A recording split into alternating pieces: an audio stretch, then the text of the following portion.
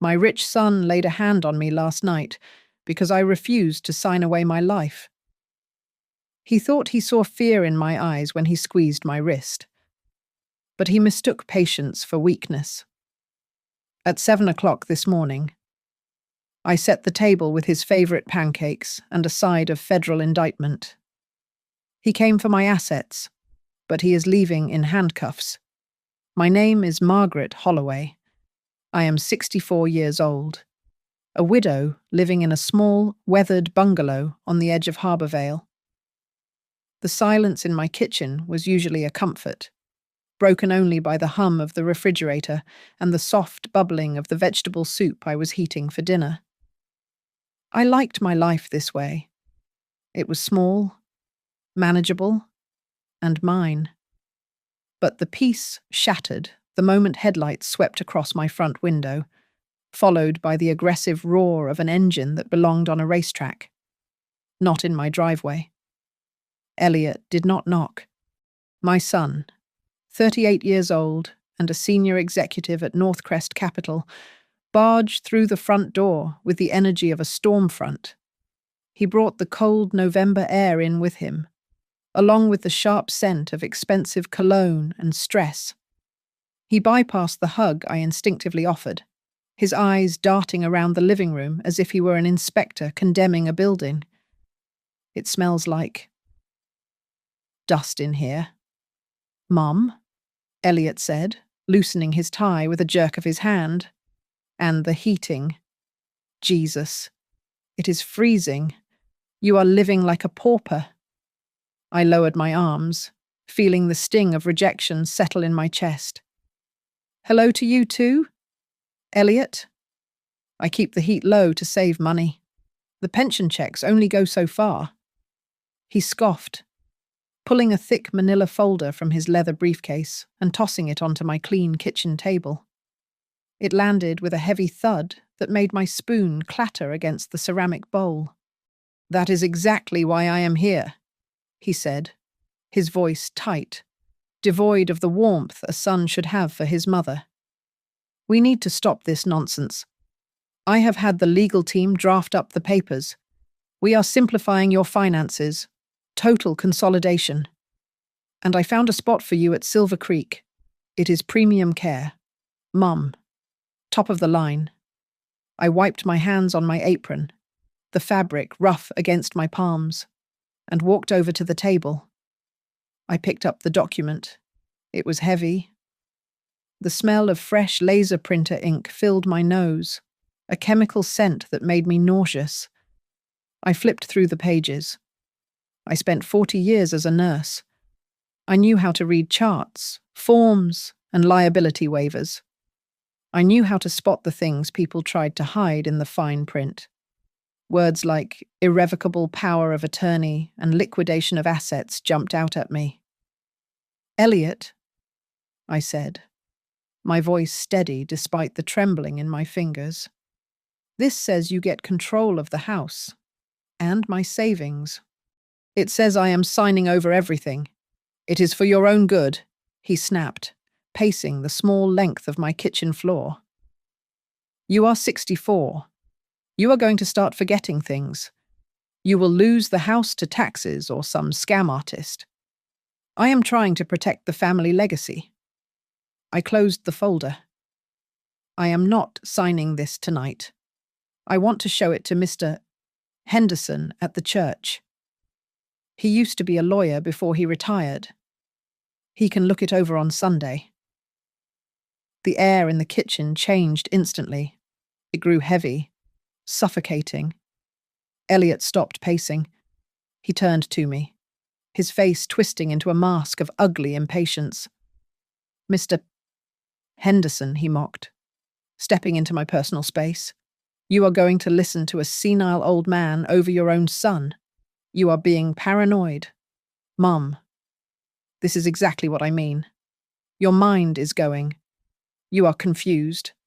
I am not confused. Elliot, I am careful. And the answer is no. I turned away to stir the soup. A dismissal I thought would end the conversation. I was wrong.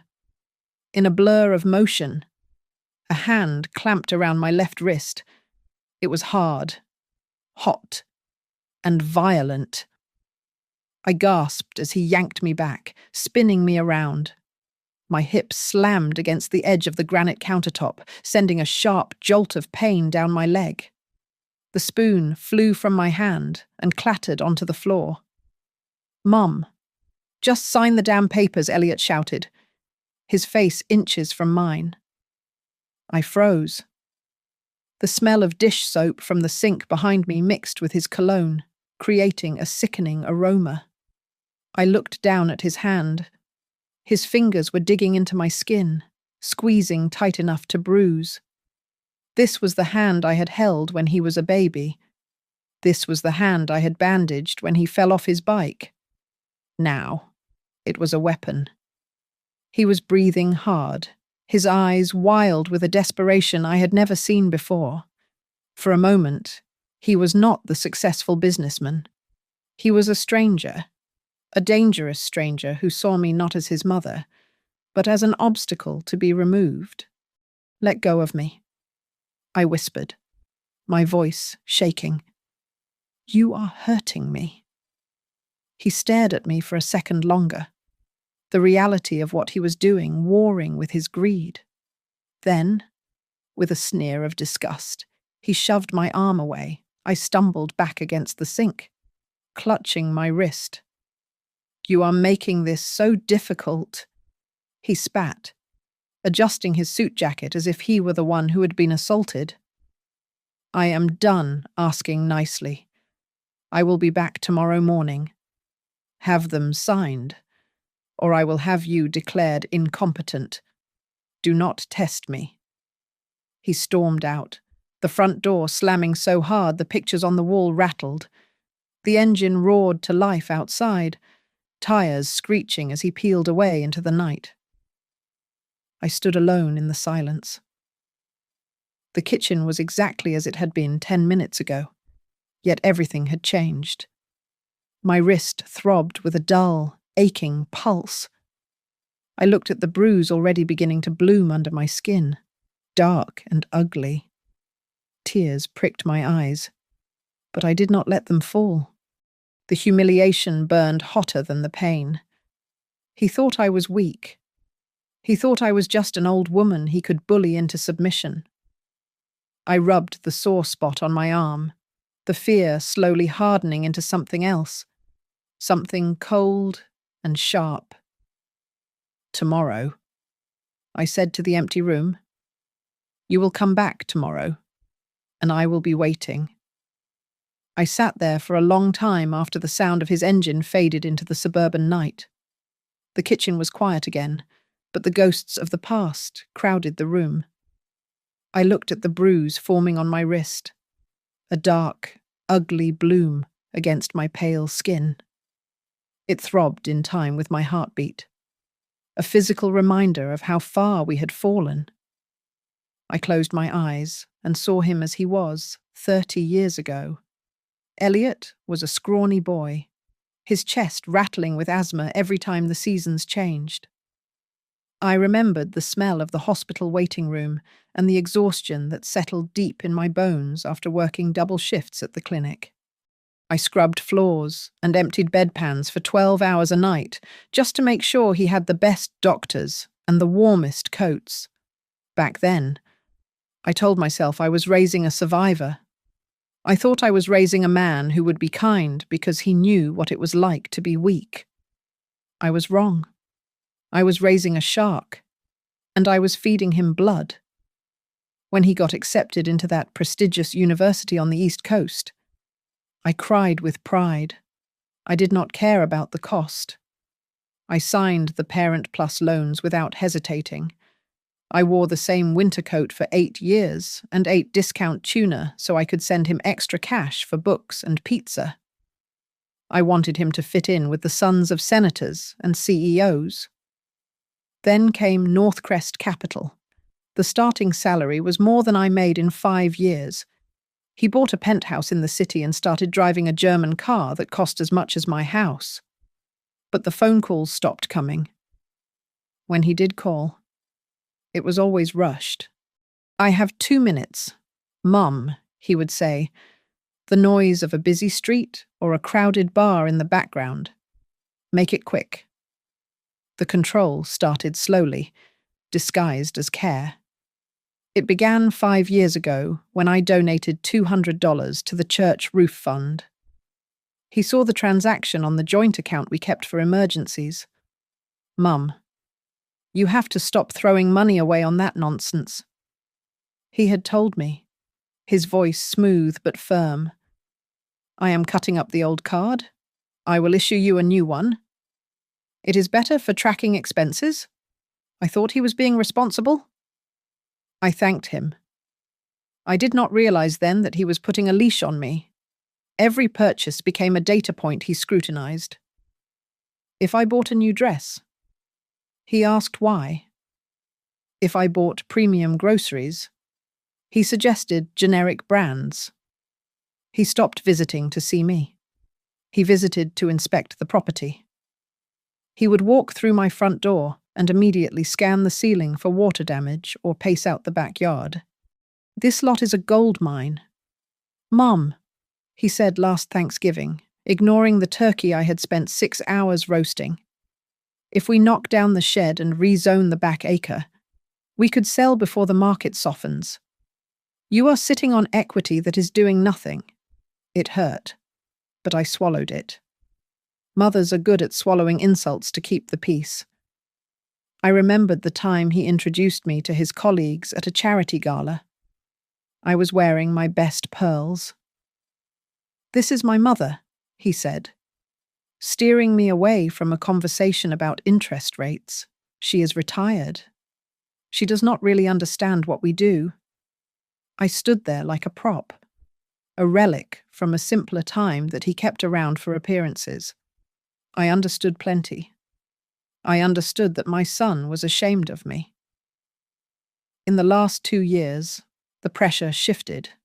It became urgent. He started talking about the Holloway Family Fund. He used terrifying words like estate tax liability and probate court nightmares. He told me I needed to transfer the deed to the house and my retirement savings into this fund for protection. It is a tax shield. Mum, he would say, never looking me in the eye. It saves us 40%. You do not need to know the technicals. Just trust me. I looked down at my wrist again. The skin was turning a mottled purple. Tonight was not the first time he had used force. It was just the first time he had used his hands. For years. He had used guilt. He had used fear. He had told me that if I did not listen, I would be a burden. He had told me that if I did not sign, I was hurting his future. But this mark on my skin was different. It was the truth. He is not confused. I whispered to the empty kitchen. He is not stressed. I stood up and walked to the sink to run cold water over my arm. The cold made me shiver, but it also woke me up. This was not a son trying to help an aging mother. This was a predator cornering wounded prey. He looked at me and saw a signature. He saw a pile of assets to be liquidated. I turned off the tap and dried my hands on a towel.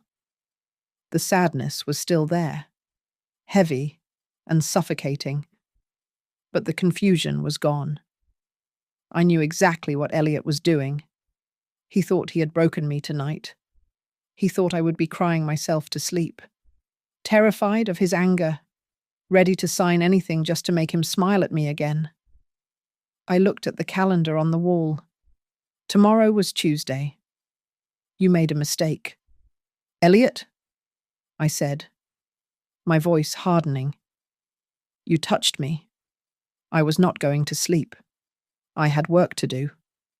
Sleep was impossible. The clock on the microwave read 3 a.m, and the house felt vast and hollow, amplifying the sound of the wind rattling the loose frame of the living room window. I paced the hallway, my slippers whispering against the hardwood floor. 40 steps down. Turn. 40 steps back.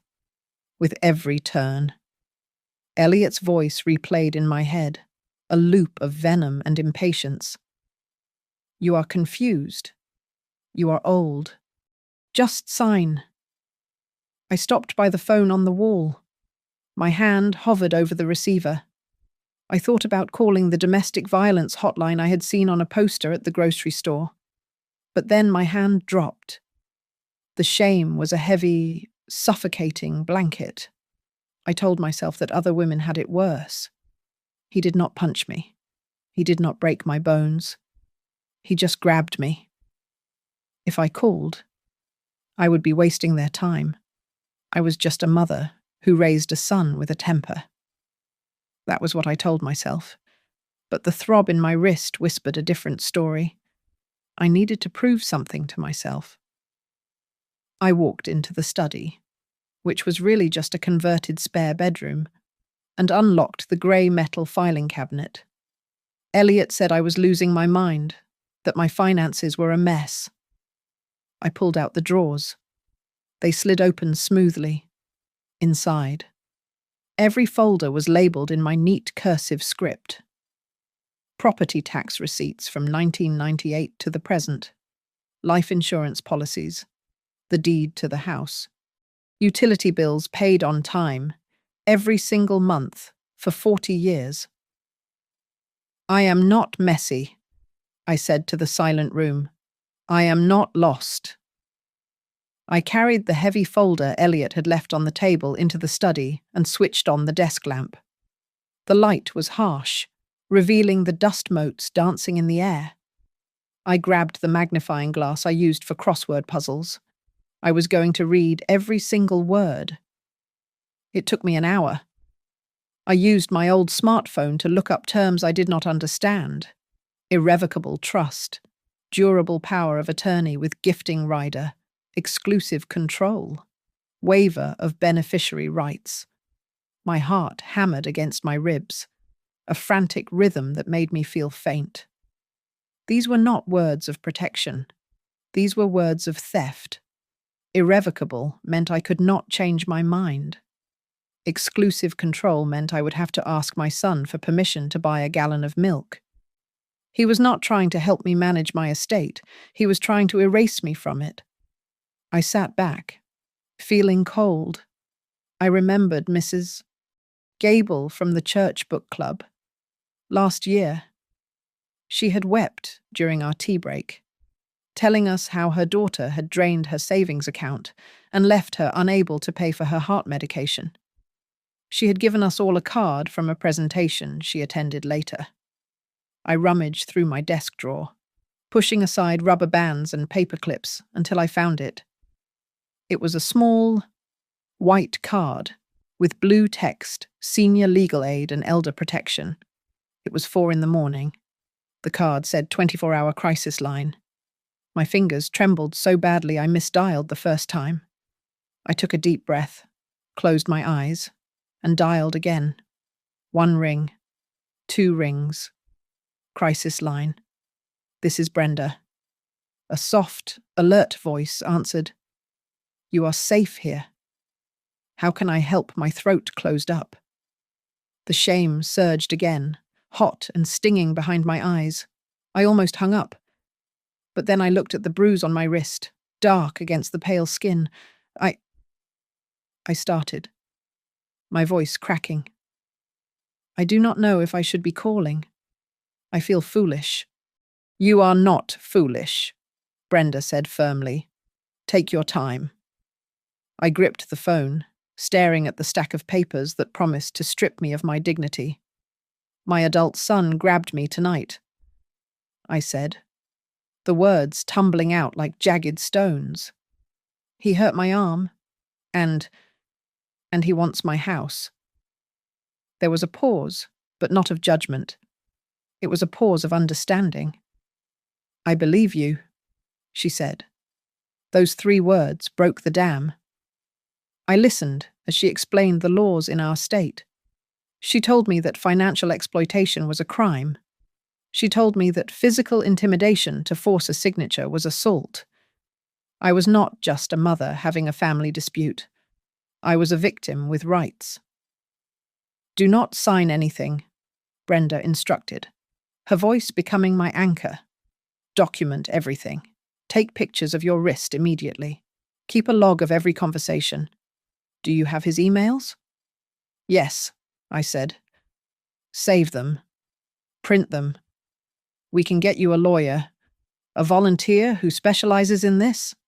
You are not alone in this fight. Ma'am.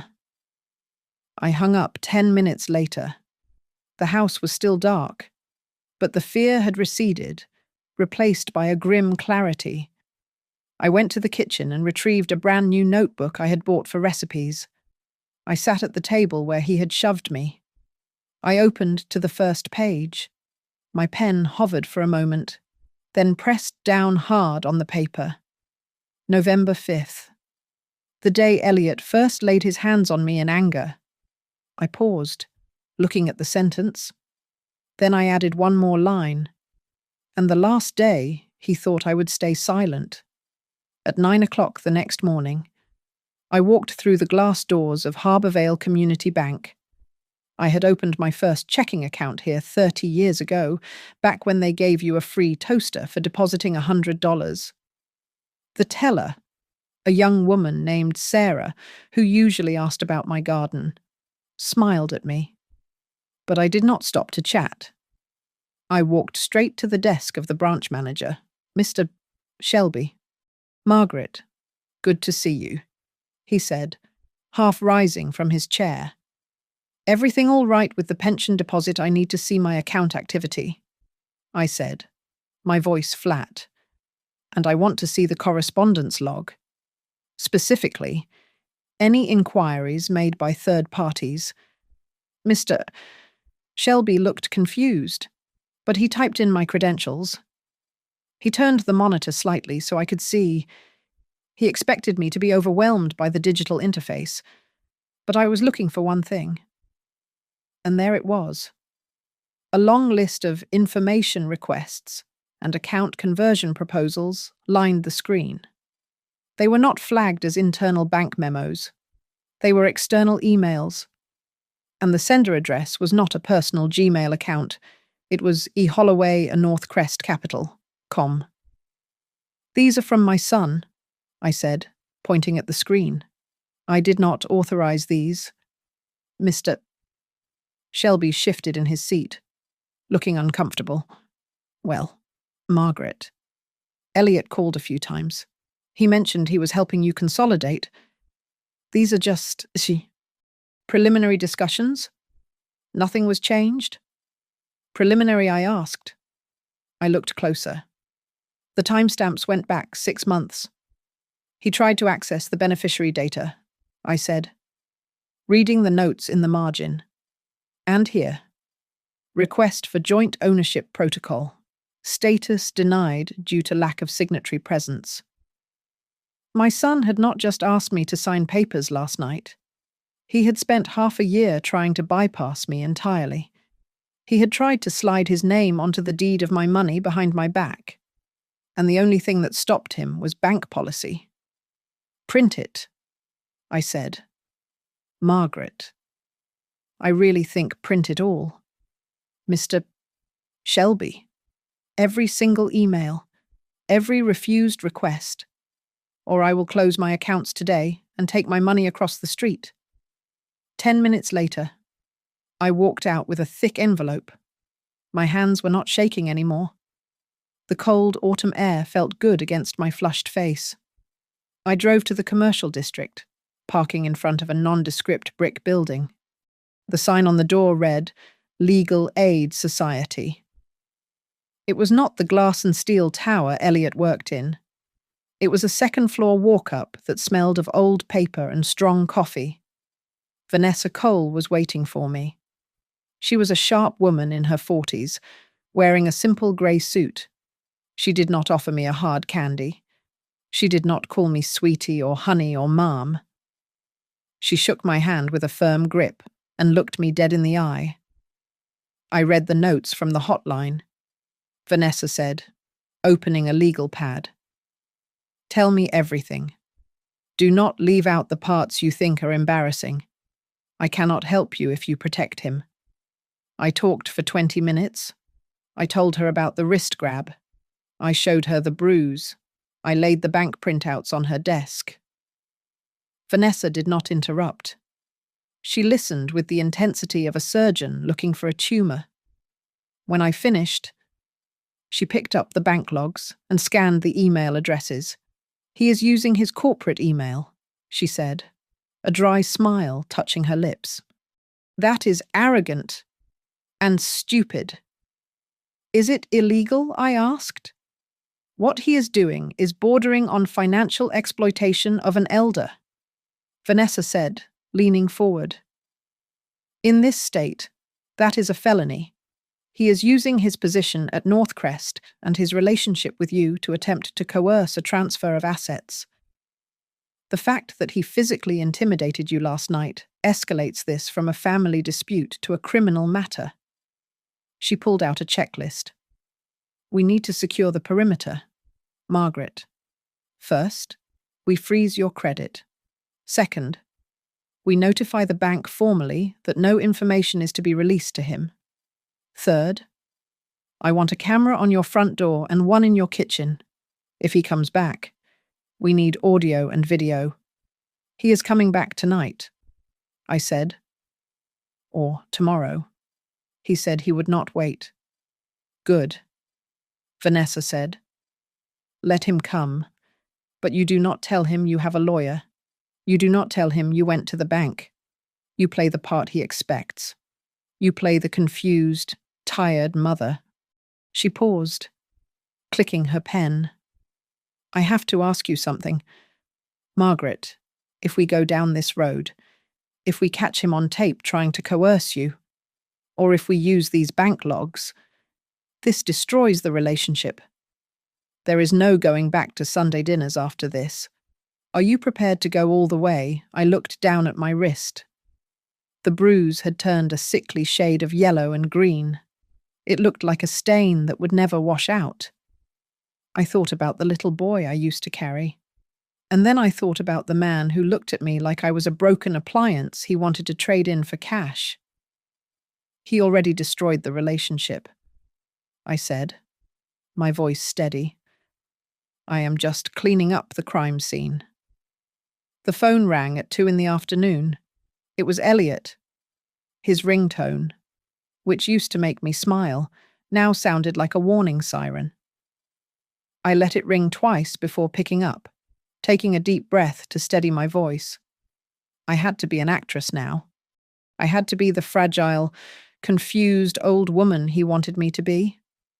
Hello? I answered, letting a tremor slip into my greeting. Mom. Elliot's voice came through the speaker, smooth as silk and dripping with synthetic warmth. Look, I have been thinking about last night. I was stressed. I should not have raised my voice. I want to make it up to you. How about I come over for dinner tomorrow night? I will cook. We can talk about this like civilized people. I gripped the phone tight. He was not sorry.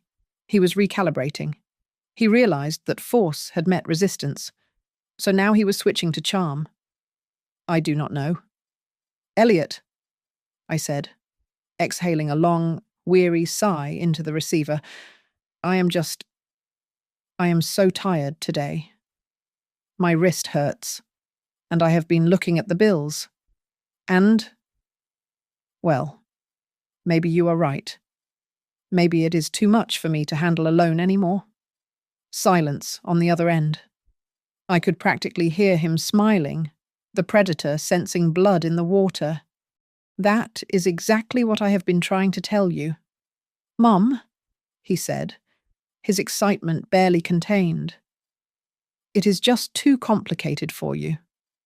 Look, I have a new version of the paperwork. It is much simpler. Just a single page. It gives me the authority to handle the heavy lifting, and you just relax. I can bring it with me. A single page, I asked, keeping my voice weak. That sounds less frightening. It is. Trust me. But let's not do dinner. I have a meeting late in the day. How about breakfast? I can swing by before work. Breakfast, I repeated. Yes, that would be nice. I will make pancakes. 8 o'clock. Perfect. See you then? Mum, get some rest. He hung up. I lowered the phone, and the tremor in my hand vanished instantly.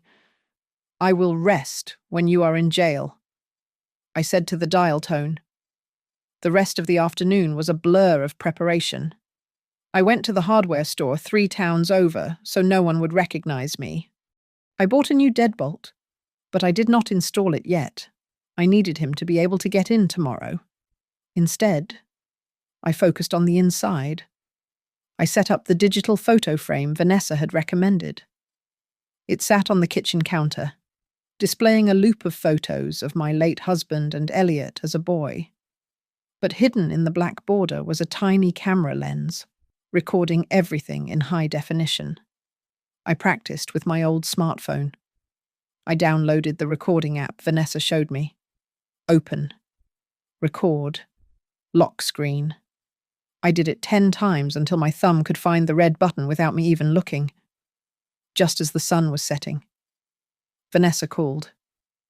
Her voice was different this time. Urgent. Sharp. Margaret. We found something, she said. I have a contact at the Regulatory Commission. Northcrest Capital is under preliminary investigation. Specifically, the division Elliot manages. They are looking into their Elder Freedom Fund. What does that mean? I asked, sinking into my armchair. It means it might be a Ponzi scheme. Margaret, they are targeting seniors, locking up their assets, and using the capital to pay off earlier investors. If Elliot is pushing you into this specific fund, he is not just a bad son. He is a federal suspect. He needs your money to plug a hole in his ledger. I felt a cold chill run through my veins. My son was not just greedy. He was desperate. He was willing to sacrifice his own mother to save his career. If we catch him on tape coercing you into that specific fund, Vanessa continued, her voice low. It is the smoking gun. He goes away for a long time. Are you sure you can do this?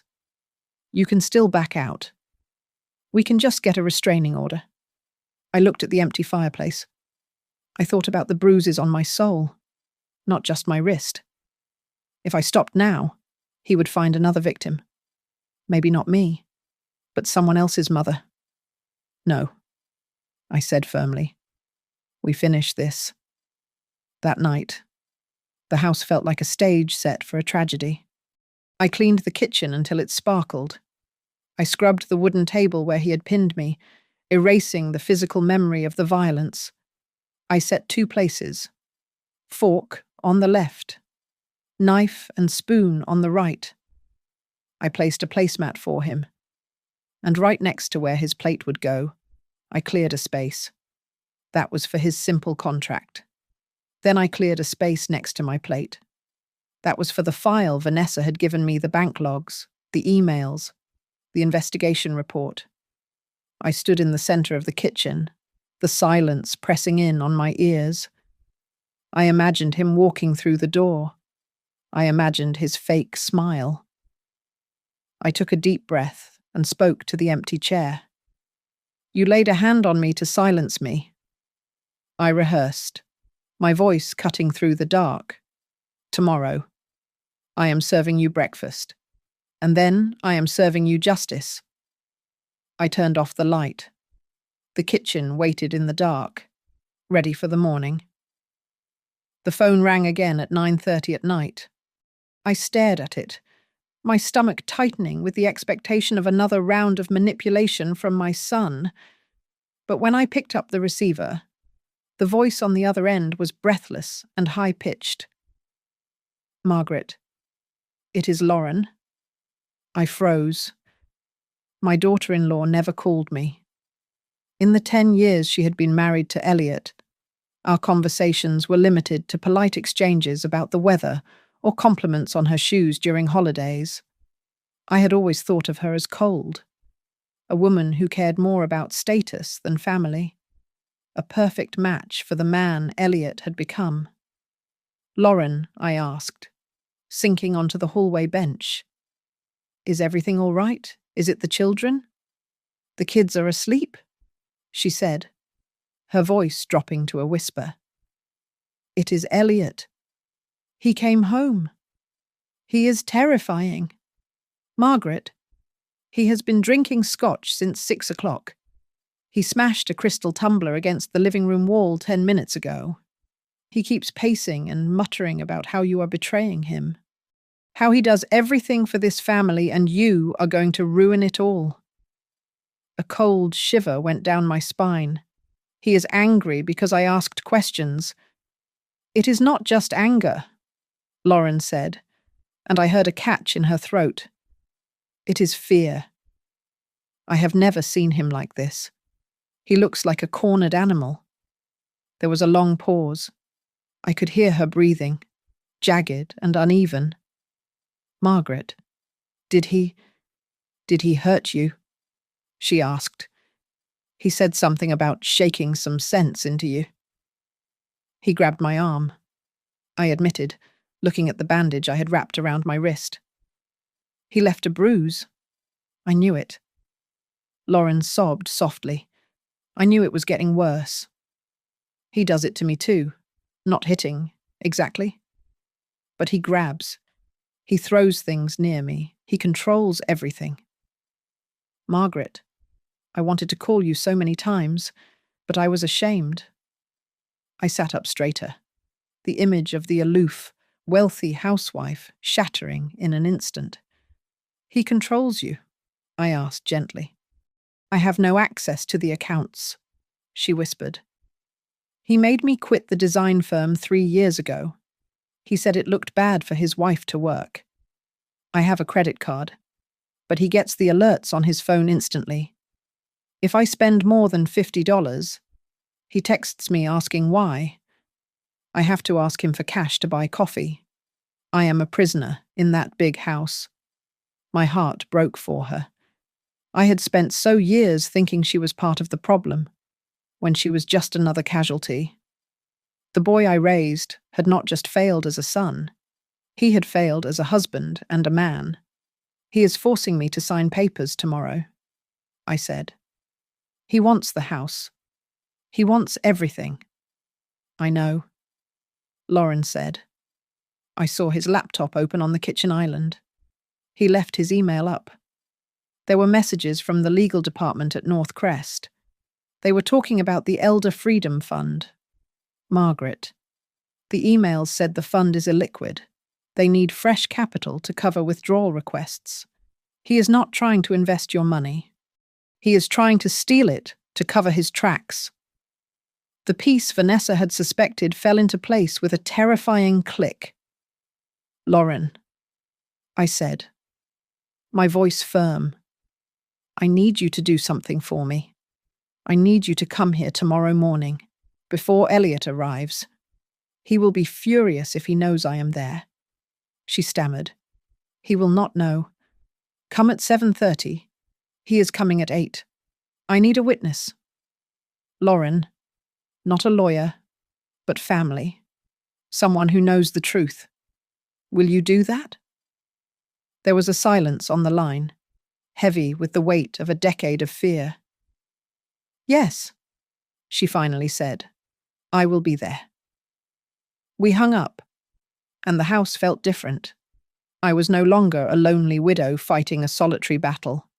The battlefield had expanded, and I had just gained an ally. A moment later, my cell phone buzzed. It was a text from Vanessa. "Arrangements made. Marcus Reed. Special investigator for the Federal Financial Commission will be parked on your street at 7:00 a.m. He will have audio monitoring equipment. If Elliot admits to the fund fraud or makes a threat, Reed steps in." I walked to the kitchen window and looked out at the dark street. The wind was stripping the last of the autumn leaves from the oak tree in the front yard. I used to pray for Elliot's success. I used to pray he would find a good wife and have a happy life. Now, standing in the dark, I realized those prayers had been twisted into something unrecognizable. I touched the cold glass. I did not pray for his forgiveness. I did not pray for a miracle that would turn him back into the sweet boy with asthma who loved to draw. That boy was gone.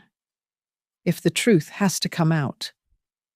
I whispered to the night, then let it come. But please, Lord, do not let him drag anyone else down with him. Not Lauren, not the grandchildren, and not me. I went to bed, but I did not sleep. I lay there waiting for the sun to rise on the longest breakfast of my life. I woke up at 5 in the morning, long before the sun touched the frost on the front lawn. My knees ached with a familiar, sharp stiffness as I swung my legs out of bed. A reminder that I was 64 years old and my body was wearing down. The floorboards in the hallway groaned under my weight, a sound that usually made me feel lonely. Today, however, I did not feel old or fragile. I felt like a coiled spring. I dressed in my Sunday best, a pressed blue blouse and slacks, because if I was going to dismantle my son's life, I would do it with dignity. I went to the kitchen and began the ritual. I pulled out the heavy cast-iron skillet, the one my mother had given me, and laid strips of thick-cut bacon into the cold pan. Soon, the house was filled with the rich, salty scent of rendering fat and brewing coffee. I whisked eggs with a splash of milk and poured batter onto the griddle for pancakes. It was the perfect American breakfast, the kind I used to make for Elliot before big soccer games or exam days. I was building a stage of warmth and nostalgia, a sensory trap designed to lower his defenses. At 7:30 sharp, a soft knock came at the back door. It was Lauren. She looked pale, her designer coat pulled tight around her frame as if she were freezing. Her eyes were rimmed with red, but her jaw was set. "I brought it," Lauren whispered as she stepped inside, handing me a thin, blue folder. "I printed these this morning while he was in the shower." I opened it. It was a chain of emails between Elliot and the compliance officer at Northcrest. One line, highlighted in yellow, made my blood run cold. "My mother is on board. We just need her signature to finalize the transfer to the Freedom Fund. Proceed with the liquidity allocation." He had sold me out before I had even agreed to a single word. "He lied to them," Lauren said, her voice shaking. "He told them you already agreed, so they would release the preliminary funds to cover his losses." "We put this with mine," I said. I opened the silverware drawer directly under the table, the one right next to where I would sit. I placed Lauren's folder on top of my own, which contained the photographs of my bruised wrist, the bank logs of his unauthorized access, and my handwritten journal. We closed the drawer. It looked like an ordinary kitchen cabinet, but inside lay the ammunition for a war. 10 minutes later, Vanessa arrived. She had shed her grey suit for a soft beige cardigan and jeans. She looked less like a shark and more like a neighbour stopping by for gossip. "Remember," Vanessa said, squeezing my shoulder, "I am not your lawyer today. I am your financial friend. I am just here to help you understand the big words." My phone buzzed on the counter. It was a text message from a number I did not save. "Unit in position. 1 block south. Audio is clear. Waiting for your signal." That was Marcus Reed, the federal investigator. The trap was set. At 8:15, the low, aggressive rumble of a sports car engine vibrated through the window. Elliot was late. He was always late because making people wait was his way of reminding them that his time was more valuable than theirs. I heard the car door slam, followed by the heavy, confident footsteps on the porch. He did not knock. He just opened the door and walked in, bringing a gust of cold air and entitlement with him. I stood by the stove, flipping a pancake. I forced my shoulders to slump. I forced my hands to move a little slower, a little more clumsily. "Something smells good," Elliot announced, tossing his keys onto the counter without looking at me. He stopped when he saw the two women sitting at the small round table. "Lauren," he asked, his brow furrowing. "What are you doing here? I thought you were taking the kids to school." "I dropped them off early," Lauren said, looking down at her coffee cup. "Your mother invited me. She said she wanted the whole family here if we are going to make big decisions."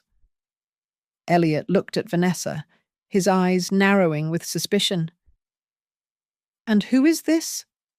"This is Vanessa," I said, turning around with a plate of steaming eggs. I gave him a tired, apologetic smile. "She is a friend from the church group. She used to be an accountant. I asked her to come just to help me read the fine print. You know how my eyes get. Elliot, I do not want to make a mistake." Elliot relaxed instantly. An accountant from a church group was no threat to a Wall Street executive. He let out a short, dismissive laugh. "Right. Okay. Whatever makes you comfortable. Mom, as long as we get this done." He pulled out his chair, the legs scraping loudly against the floor, and sat down at the head of the table. He looked at the feast spread out before him, the golden pancakes, the crisp bacon, the fresh orange juice. He looked at me, and for a second, I saw the boy I used to love. But then he spoke, and the boy vanished. "Well," Elliot said, picking up his fork and stabbing a piece of bacon, "at least I get a decent breakfast out of this whole mess." He took a bite, chewing with satisfaction, completely unaware that this was the last meal he would ever eat as a free man. I poured myself a cup of black coffee and sat down opposite him. "I have been thinking about what you said, Elliot," I said softly, staring at the center of the table. "Maybe you are right. Maybe I am too old to manage this house. But before I sign, you have to explain it to me. One last time." He smirked, reaching for the syrup. "Sure. Mum, it is simple." I slid my hand under the table, resting my fingers near the handle of the drawer. "Good," I said. "Tell me everything." I placed my phone flat on the tablecloth next to my fork. To Elliot, it probably looked like I was using the calculator app to check his math, a habit he always mocked. But I was not calculating. I tapped the red circle on the screen and watched the timer start to count the seconds of his undoing. "Okay. Mum, listen closely," Elliot said, wiping a smear of syrup from his lip. He pointed his fork at the single-page document. "This is not about taking things away from you. It is about protection. There are hackers, identity thieves, and scammers targeting seniors every day in Harborvale. I am moving your assets into a silo. Think of it as a vault that only I have the key to, so nobody can trick you into opening it." I frowned, feigning confusion. "But if you have the only key..." "Elliot, what happens if I need to buy something? What if the roof leaks and I need $5,000 for repairs?" He sighed, the sound of a man explaining quantum physics to a toddler. "Then you call me. I approve the expense. I write the check. It is simple. So, the house." I pressed, my voice trembling just enough. "If I sign this, the house is not mine anymore. It is yours. It is ours. Mom, he corrected, his patience thinning. Legally, yes. The title transfers to the fund, but you still live here. Nothing changes for you, except you do not have to worry about property taxes or insurance. I handle the headaches. Vanessa cleared her throat. She leaned forward, adjusting her glasses. Mr. Holloway, if I may, your mother mentioned this goes into the Northcrest Elder Freedom Fund. I did a little reading. They promise returns of 12% annually. That is incredibly high for a low-risk bond market. How exactly does your firm sustain that yield without high-risk leverage? Elliot turned his gaze to Vanessa, his eyes cold. He did not like being questioned by a woman in a cardigan. It is a proprietary trading strategy. Vanessa, he said, his voice dripping with condescension. We use algorithmic hedging. It is complex. Honestly, it is way above the pay grade of a local church accountant. I see, Vanessa said, her face impassive. It just sounds, well, usually, when someone needs fresh capital that badly, it is because they need to pay out old investors, like a liquidity crunch. Elliot dropped his fork. It clattered loudly against the ceramic plate. Are you accusing Northcrest of insolvency? That is slander. I am just asking. Vanessa said softly, Elliot. Lauren spoke up suddenly. Her hands were gripping the edge of the table so hard her knuckles were white. What if she does not sign? What if Margaret says no today? Elliot whipped his head toward his wife. She is not going to say no. Lauren, stay out of this. But what if she does? Lauren persisted, her voice rising. Does it affect your bonus? Or is it worse? Why are you so desperate? You do not understand the pressure I am under. Elliot snapped, his face flushing red. The fund has a liquidity cap. Mom is the final link. Her assets are worth nearly $800,000.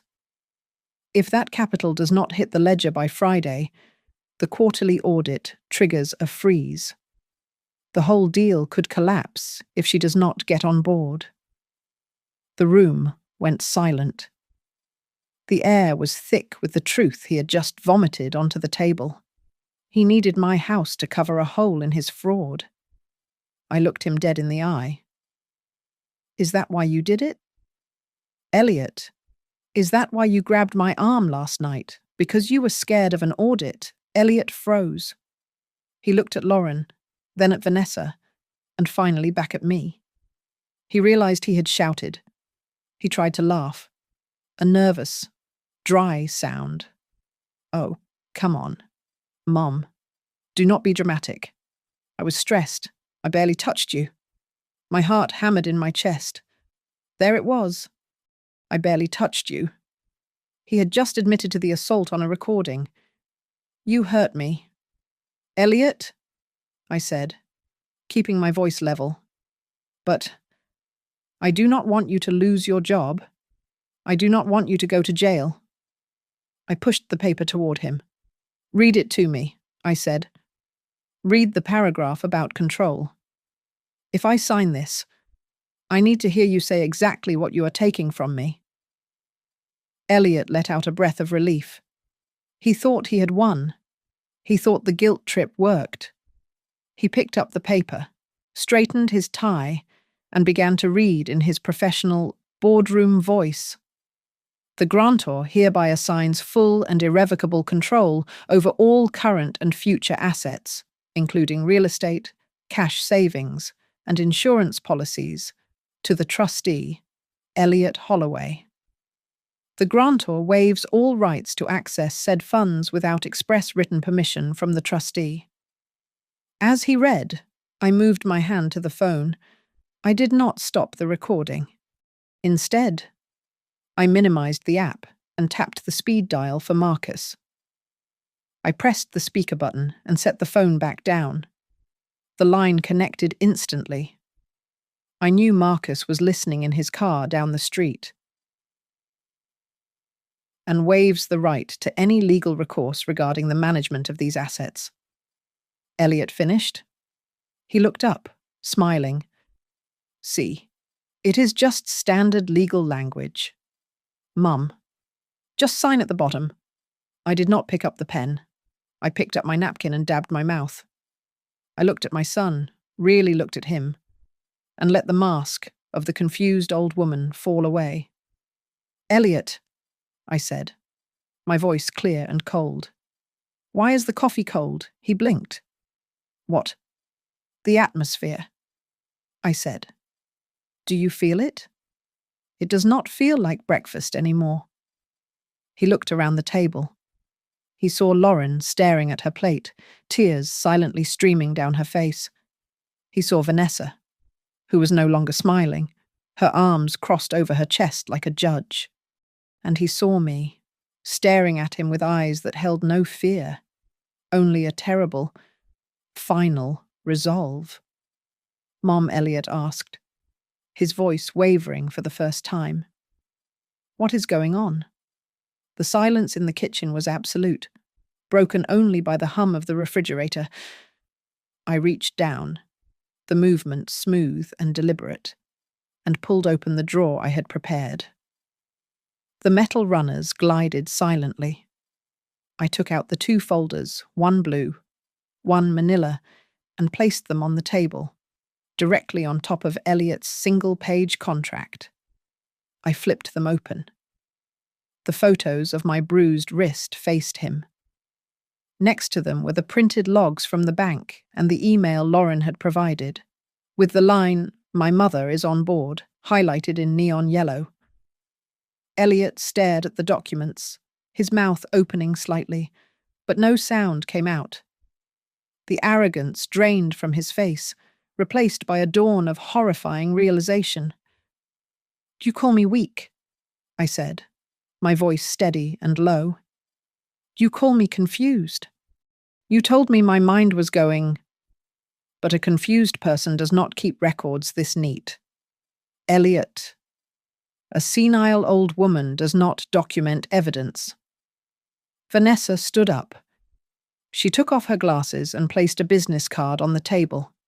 It did not say church accountant. It said Vanessa Cole, attorney at law. I am formally representing your mother. Mr. Holloway, Vanessa said, her tone sharp and professional. This morning, we filed an affidavit with your bank and the county clerk. We have frozen all access to Margaret's accounts. We have also flagged your attempts to transfer assets as potential fraud. From this moment on, any attempt you make to touch a single dime of hers will be considered a violation of federal law. Elliot exploded. He shoved his chair back so hard it nearly tipped over. He stood up, his face turning a deep, ugly shade of crimson. "You set me up," he shouted, pointing a shaking finger at me. You let this ambulance chaser manipulate you. She just wants a cut of the estate. Mum, can't you see that?" He spun toward Lauren, his eyes wild. "And you gave them my emails. You are my wife. You are supposed to be on my side. You traitor." Lauren did not flinch. For the first time in years, she looked him in the eye. She stood up, her hands trembling, not from fear, but from the adrenaline of finally fighting back. "I am not a traitor." "Elliot," Lauren said, her voice gaining strength with every word, "I am a hostage, and I am done. I am done asking for permission to buy groceries. I am done with you checking the odometer on the car to see where I went. You control me. You control your mother. But you are not going to control us anymore. I do this for us." Elliot screamed, slamming his hand on the table, making the silverware jump. "I built this life. I pay for the clothes on your back. Knock. Knock. Knock." The sound came from the front door, heavy and authoritative. It was not a polite knock. It was a command. The front door opened before anyone could move. Marcus Reed walked in. He was a tall man in a dark windbreaker, his badge visible on his belt. He did not look like a neighbor anymore. "Mr. Holloway," Marcus said, stepping into the kitchen. "I am Special Investigator Marcus Reed with the Federal Financial Commission. I believe you have been discussing the North Crest Elder Freedom Fund." Elliot froze. The colour left his face entirely, leaving him a sickly shade of grey. He looked from Marcus to the phone sitting on the table, the call timer still running. Elliot stammered, his hands raising slightly in a defensive posture. "This is a misunderstanding. I was just explaining investment options to my family. It is a private conversation. It ceased to be private when you admitted to coercing a client to cover a liquidity crisis," Marcus said, walking closer. "And when you admitted to physical assault to secure a signature, we have a subpoena for your internal emails. Mr. Holloway, we know about the gap in the fund. And now, thanks to your mother's cooperation, we have your confession on tape." Elliot looked at me. His eyes were wide, pleading, searching for the mother who used to hide his bad report cards from his father. "Mom," he whispered, his voice cracking. "Mom, tell them I was just trying to help. Please, this will ruin me." I looked at him. I felt a crack in my heart, a deep, agonizing fissure. I wanted to save him. Every instinct in my body screamed to protect my child. But then I looked at my wrist. I looked at Lauren. I looked at the contract that would have left me destitute in a nursing home. I picked up a pen. Not the one he brought, but my own. Vanessa slid a document across the table. It was not a deed transfer. It was a formal request for a criminal investigation into elder abuse and financial exploitation. "Yesterday, you put your hands on me to get a signature," I said, looking him in the eye. "Today, I am putting my hand on the truth to get my life back." I signed my name, Margaret Holloway. The letters were firm and clear. Marcus stepped forward. "Elliot Holloway, I am going to ask you to come with me. We have some questions to ask you at the field office. Do not make this difficult." Elliot slumped. The fight went out of him like air leaving a balloon. He looked small. He looked like a child who had realized the game was over. He walked toward the door, flanked by the investigator. At the threshold, he stopped. He turned back to look at me, his eyes filled with a mixture of hatred and genuine confusion. How he asked, his voice shaking with rage. "How dare you do this to your own son?" I stayed seated. I held my coffee cup with both hands to stop them from shaking. "Because, Elliot," I said softly, "you did it to your mother first." The heavy oak door clicked shut, severing the connection between my kitchen and the chaos of the outside world. The silence that followed was instant and absolute. But it was not the heavy, suffocating silence of a house where a woman walked on eggshells to avoid angering her son. It was the clean, sharp silence of a battlefield after the smoke has cleared and the enemy has been routed. I sat back down at the table. The breakfast I had cooked with such precise intent lay in ruins. The eggs were cold and rubbery. The grease on the bacon had congealed into white streaks. But my eyes were drawn to the empty chair where Elliot had sat moments ago. I could still see the faint indentation of his hand on the tablecloth, the spot where he had braced himself while he lied to my face. It was the only ghost he left behind. Across from me, Lauren finally broke. She did not cry gracefully. She wept with the jagged, ugly sobs of a woman who had been holding her breath for a decade. She covered her face with her hands, her shoulders shaking violently. "I am so sorry. Margaret," she gasped, her voice thick with shame. I stood there for years. I let him talk to you like that. I let him control us. I am so sorry." I stood up and walked around the table. I placed my hands on her shoulders. They were thin, fragile under the silk blouse, but I felt the tension leaving them. I did not offer her a tissue. I did not tell her it was okay, because it was not okay. "Do not apologize for the past, Lauren," I said, my voice firm. "But do not repeat it. From today on, you have to learn how to say enough. You have to learn that no is a complete sentence." Vanessa was already packing her briefcase. She slid the signed affidavit into a protective sleeve, the sound of the zipper loud in the quiet room.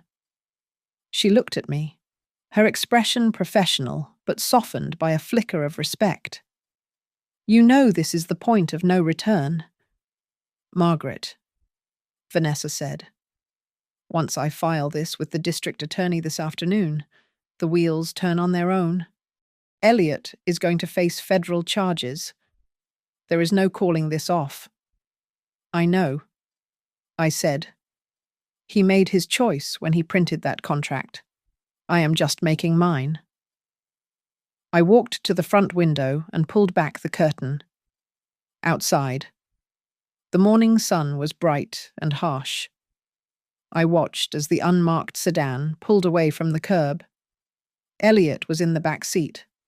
I could not see his face, but I remembered the day he got his first car. It was a rusted, beat-up sedan that cost $1,200. He had been so proud, honking the horn in the driveway, waving at me with a grin that lit up the whole neighborhood. I felt a sharp, twisting pain in my chest. That boy was gone, and if I was honest with myself, my silence, my constant forgiveness, and my willingness to smooth over his mistakes had helped bury him. I had watered the weeds of his entitlement until they choked out the flowers. I turned away from the window. I could not afford to mourn him right now. I went back to the table and opened the silverware drawer. I took out a clean microfiber cloth. I walked to the spot on the table where Elliot had slammed his hand down the night before, the spot where he had pinned me. I sprayed it with lemon cleaner and began to scrub. I scrubbed hard, moving my hand in tight, angry circles, as if I could wipe away the memory of his violence along with the dust. The sudden ring of my cell phone made me jump. I looked at the screen. Hannah, my granddaughter, calling from her dorm room 3 states away. I took a deep breath, composed my face even though she could not see me, and answered.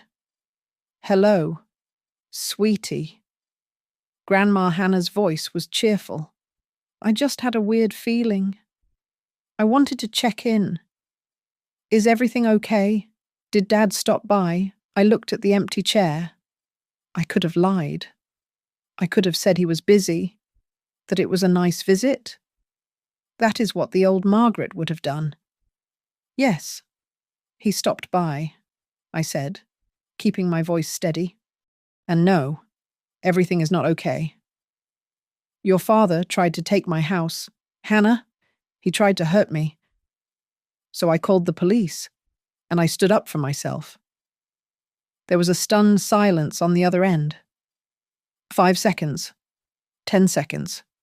You called the police on Dad?" she asked, her voice quiet. "I did. I had to protect myself." Another pause. Then, Hannah's voice came back, stronger this time. "Good for you. Grandma, he has been a bully for a long time. I am proud of you." Tears pricked my eyes, hot and sudden.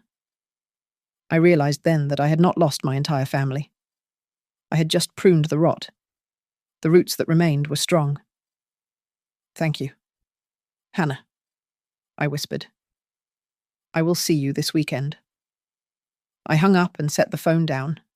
I poured the cold coffee down the sink and brewed a fresh pot. The aroma filled the kitchen, rich and grounding. I took a steaming mug and walked back to the table. I did not sit in my usual spot. I pulled out the chair Elliot had sat in the head of the table. I sat down, feeling the solid wood beneath me.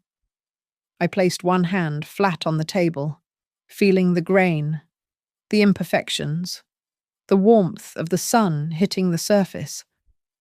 I took a sip of coffee. It was bitter and hot, just the way I liked it. I may be 64, I said to the empty room, my voice echoing off the walls that I owned, free and clear. I may be alone in this house, but this is my home. This is my life, and no one puts a hand on it ever again, unless I say they can. Thank you so much for listening to my story. I would love to hear where you folks are tuning in from. So drop a comment down below and let's get a conversation going. If you enjoyed seeing justice served, please subscribe to Grandma's Family Diary, hit that like button, and smash the hype button to help this story reach more people who need to hear it.